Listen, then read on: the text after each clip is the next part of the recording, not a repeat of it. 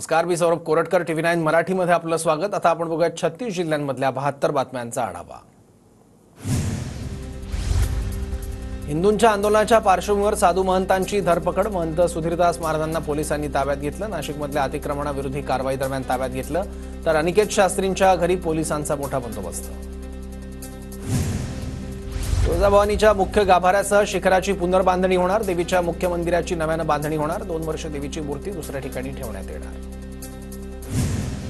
पुण्यात मराठा क्रांती मोर्चाचे कार्यकर्ते अमित शहांच्या भेटीसाठी आग्रही होते। भेटीला आलेल्या कार्यकर्त्यांना पोलिसांनी ताब्यात घेतलं। संतोष देशमुख हत्या प्रकरणी शहांची भेट घ्यायची होती। मराठा क्रांती मोर्चाच्या कार्यकर्त्यांची प्रतिक्रिया। पुण्यात ठाकरेंच्या शिवसेनेच्या कार्यकर्त्यांनी कर्नाटकची बस अडवली। कार्यकर्त्यांनी कर्नाटकच्या बसला काळं फासलं। कोल्हापूर बस स्थानकात ठाकरेंच्या शिवसेनेचं कर्नाटक सरकारविरोधात आंदोलन। कर्नाटकात एसटीच्या बस चालकाला काळं फासल्याचे पडसाद। आंदोलनकर्ते पोलिसांच्या ताब्यात। वडगाव शहरीत पुन्हा वाहनांची तोडफोडीत सर्वसामान्य पुणेकरांचं मोठं नुकसान। नागरिकांकडून पोलीस ठाण्यात गुन्हा दाखल। जळगावच्या भुसावळमध्ये रोजगार मेळाव्याचं आयोजन। मेळाव्यात मंत्री गुलाबराव पाटील आणि मंत्री संजय सावकरांकडून बेरोजगारांना मार्गदर्शन। नांदेडच्या अर्धापूरमध्ये रोजगार मेळाव्याला बेरोजगारांची प्रचंड गर्दी। आमदार श्रीजया चव्हाण यांनी आयोजित केलेल्या रोजगार मेळाव्यात 4000 तरुणांची नोंद। कोल्हापुरात भीमा कृषी पशु प्रदर्शनाला सुरुवात। अत्याधुनिक शेतीशी निगडीत 500हून अधिक स्टॉल प्रदर्शनामध्ये उपलब्ध। 150 टन वजनाचा रेडा पाहण्यासाठी गर्दी। वर्ध्याच्या कारंज्यात शंकरपट कृषी प्रदर्शनाचं आयोजन। कृषी प्रदर्शनात मोठ्या संख्येनं बैलजोड्या सहभागी। आमदार मनीषा कायंदे, आमदार सुमित वानखेडेंच्या उपस्थितीत उद्घाटन। अमरावतीत रवी राणांकडून क्रिकेट सामन्यांचं आयोजन। क्रिकेट सामन्याच्या स्पर्धेला मंत्री चंद्रशेखर बावनकुळेंची उपस्थिती। केंद्रावर 15 मिनिटं उशिरा पोहोचल्यानं 6 जण परीक्षेला मुकले। नागपुरात अंगणवाडी पर्यवेक्षक पदासाठीच्या परीक्षेतील प्रकार। परीक्षेत बसू न दिल्यानं महिला उमेदवारांची नाराजी। 70 लाख क्विंटल साखर उत्पादनाचा टप्पा पार। साखर उत्पादनात कोल्हापूर विभाग आघाडीवर। कोल्हापूर विभागात 20 लाख क्विंटल साखर उत्पादन।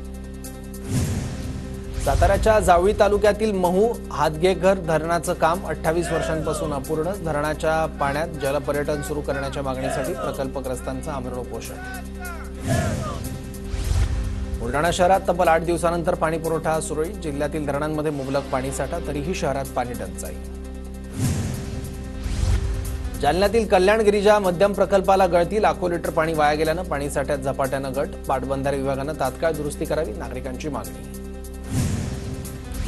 जालना जिल्ह्यातील 64 पैकी 15 प्रकल्पांमध्ये पाण्याचा मृतसाठा शिल्लक। उर्वरित मध्यम प्रकल्पामध्ये केवळ 35% उपयुक्त पाणीसाठा शिल्लक। उन्हाची तीव्रता वाढत चालल्यानं पाणी टंचाईच्या झळा।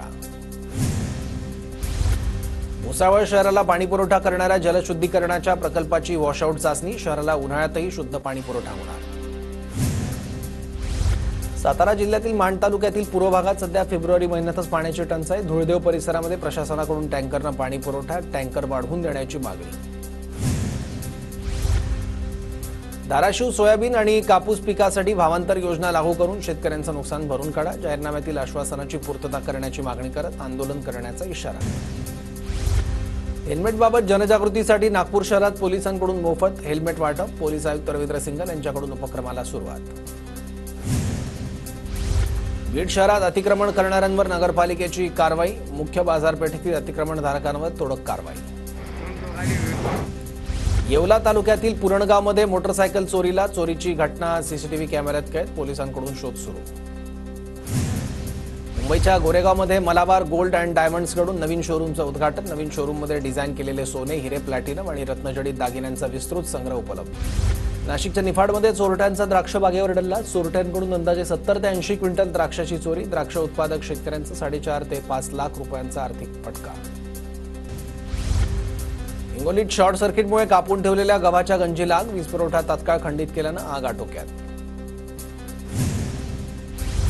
वाशिमच्या मालेगावात स्कूल बस चालकाकडून मुलीवर लैंगिक अत्याचार। नराधमाला 3 वर्ष सक्त मजुरीची शिक्षा। पिंपरी चिंचवड अंमली पदार्थ विरोधी पथकाची धडक कारवाई। गांजा तस्करी करणाऱ्या एका महिलेसह 3 जणांना अटक। 4 चाकी वाहनासह 96 किलो गांजा जप्त। पुण्याच्या राजगडमधील विंझरच्या अमृतेश्वर महाविद्यालयात निर्भय कन्या अभियान कार्यशाळा संपन्न। दिवसेंदिवस अत्याचाराच्या घटना वाढत असल्यानं विद्यार्थिनींना स्वरक्षणाचे धडे. गोंदियामध्ये मराठीच्या पेपरला 227 विद्यार्थ्यांची दांडी. तालुक्यातील 98 केंद्रांवर कुठेही कॉपीचा प्रकार घडला नाही. कॉपीमुक्त परीक्षेसाठी विविध पथकांची नियुक्ती. गोंदिया जिल्ह्यात आरटी अंतर्गत शाळांमध्ये प्रवेशासाठी पहिली सोडत पार पडली. पहिल्या सोडतीत 986 विद्यार्थ्यांची निवड. जिल्ह्यातील 128 शाळांमधील 1011 जागांसाठी 3304 अर्ज. पुण्याच्या आंबेगावमधील लांडेवाडी शालेय विद्यार्थ्यांसाठी एरो मॉडेलिंग शोचं आयोजन. या कार्यक्रमात भारतीय वायुसेनेतील राफेल, तेजस, सुखोई 30 आणि मिराज या लढाऊ विमानांची प्रात्यक्षिकं दाखवण्यात आली. माती भांड्याच्या किमतीत 25% वाढ. कच्च्या मालाचे भाव वाढल्यानं माठ आणि रांजणाच्या भावात वाढ. अनाथ बालकांना उद्योजक विजयकुमार सेठी यांनी घडवली हेलिकॉप्टरची सफर. अहिल्यानगर जिल्ह्यातील राहुरी फॅक्टरी इथले निवासी उद्योजक विजयकुमार सेठी यांच्या वडिलांच्या पुण्यस्मरणानिमित्ताने गोरगरीब अनाथ मुलांना हेलिकॉप्टरची सफर घडवत त्यांची स्वप्नपूर्ती करण्याचा आदर्श प्रयत्न. परभणीत महिला बचत गट आणि महिला गृहउद्योजकांनी उत्पादित केलेल्या वस्तूंच्या विक्रीसाठी प्रदर्शनाचं आयोजन. कुलगुरू डॉक्टर इंद्रमणींच्या हस्ते प्रदर्शनाचं उद्घाटन.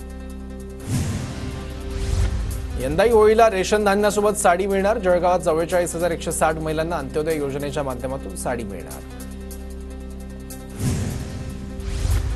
होळी सणानिमित्त वाशिममध्ये महिलांना मोफत साडी मिळणार. पुरवठा विभागाच्या माध्यमातून 50,242 महिलांना लाभ मिळणार. साडीचा दर्जा चांगला असावा महिलांची अपेक्षा.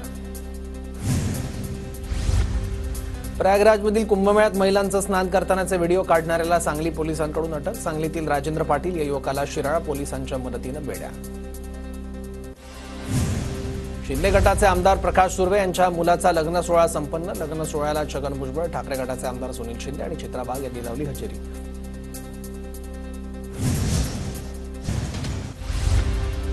कोकणातील प्रसिद्ध आंगणेवाडीतील यात्रेला आजपासून सुरुवात. भराडी देवीच्या दर्शनासाठी भाविकांची पहाटेपासूनच गर्दी. तर महायुतीचे काही नेते आज यात्रोत्सवाला हजेरी लावणार.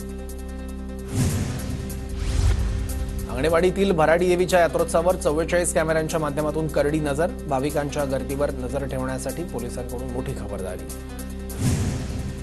शिरोडच्या पिंपरी दुमालात सोमेश्वर मंदिराचा कलशारोहण सोहळा उत्साहात संपन्न. लेझिम पथक आणि ढोल ताशाच्या गजरात कलश मिरवणूक. जिल्हाभरातून मोठ्या प्रमाणात शिवभक्तांची उपस्थिती.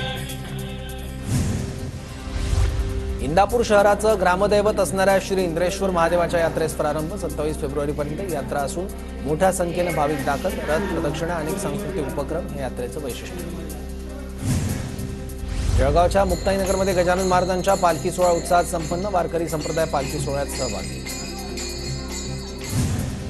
नाशकात होणाऱ्या कुंभमेळ्यासाठी आपत्ती व्यवस्थापनाला प्रस्ताव सादर करण्याच्या सूचना. जिल्हाधिकारी जलज शर्मांकडून सूचना.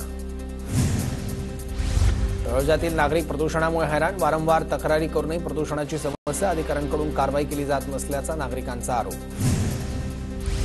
नागपूर जिल्हाधिकाऱ्यांकडून वॉर रूमची स्थापना. विकास कामांना गती देण्यासाठी वॉर रूम स्थापन. दर महिन्यात 2 दिवस वॉर रूममध्ये बैठक होणार. अंबरनाथ तालुक्यातून वाहणाऱ्या नद्यांमध्ये कचऱ्याचं साम्राज्य. नदी कचरामुक्त करण्यासाठी गावकऱ्यांकडून नदी स्वच्छतेची मोहीम. स्वच्छता मोहिमेत भाजपा आमदार किसन कथोरे यांचा देखील सहभाग. जळगाव जिल्ह्यातील 171 गावांमधील 205 जलस्रोतांमधील पाण्याच्या नमुन्यांचा अहवाल प्राप्त. अहवालानुसार 193 जलस्रोत शुद्ध तर 6 जलस्रोतांमध्ये नायट्रेटचं प्रमाण अधिक. युरियाच्या अतिवापरामुळे नायट्रेटचं प्रमाण वाढलं. सांगली जिल्ह्यातील जीबीएस आजाराचा बळी. जिल्ह्यात आजाराने मृत्यू झालेल्यांचा आकडा 3 वर. सांगली शहरातील हे रुग्ण असल्यानं शहरात भीतीचं वातावरण. अहिल्यानगरमध्ये जिल्हाधिकारी कार्यालयासमोर आरोग्य मित्र कर्मचाऱ्यांचं धरणे आंदोलन. विविध मागण्यांसाठी कर्मचारी आक्रमक. जळगावच्या यावलमध्ये अल्पवयीन मुलींसोबत वृद्धाकडून अश्लील कृत्य. यावल पोलिसात गुन्हा दाखल. वृद्धाला अटक. गोंदियाच्या तिरोडाचे वनपरिक्षेत्र अधिकारी आर.जी. मून यांच्यासह अन्य 2 क्षेत्र सहाय्यकांचं निलंबन. रोपणच्या कामात अनियमितता आणि शासकीय रकमेचा अपहार केल्याचा आरोप.